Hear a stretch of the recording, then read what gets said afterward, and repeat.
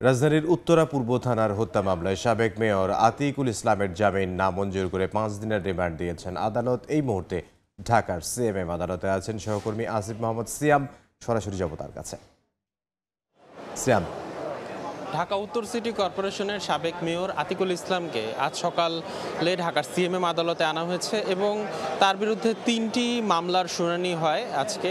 তো এর মধ্যে উত্তরা পূর্ব থানার একটি হত্যা মামলায় তাকে ৩ দিনের রিমান্ড দেওয়া হয় এবং উত্তরার আরও ২টি পৃথক মামলায়ও তাকে নতুন করে গ্রেফতার দেখানো হয়েছে।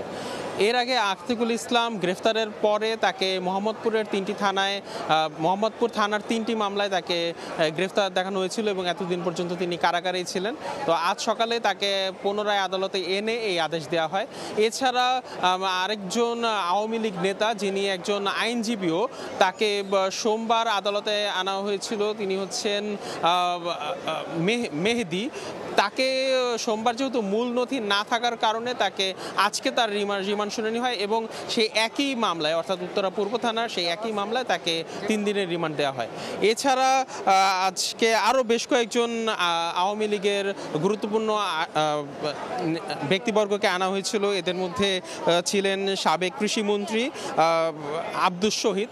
তাকে উত্তরা পশ্চিম থানার একটি হত্যা মামলায় 3 দিনের রিমান্ড দেওয়া হয়েছে। এছাড়া পৃথক 3টি মামলায়, উত্তরার 3টি মামলায় মোহাম্মদপুরের যিনি সাবেক এমপি ছিলেন সাদেক খান, তাকে 3টি হত্যা মামলায় গ্রেফতার দেখানো হয়েছে।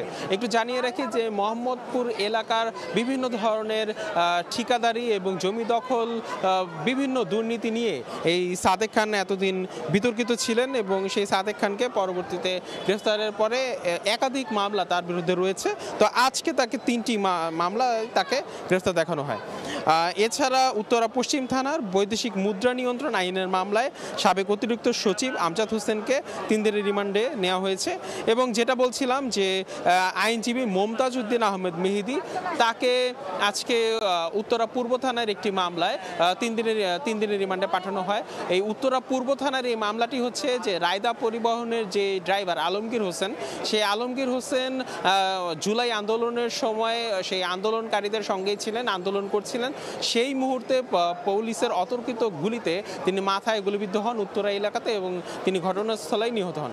এই মামলায় এই পর্যন্ত আওয়ামী লীগের গুরুত্বপূর্ণ ব্যক্তিদের মধ্যে বেশ কয়েকজনকে আসামি করা হয়েছে এবং একাধিক ব্যক্তিদেরকে এই মামলায় এখন পর্যন্ত গ্রেফতার এবং রিমান্ডে নেওয়া হয়েছে।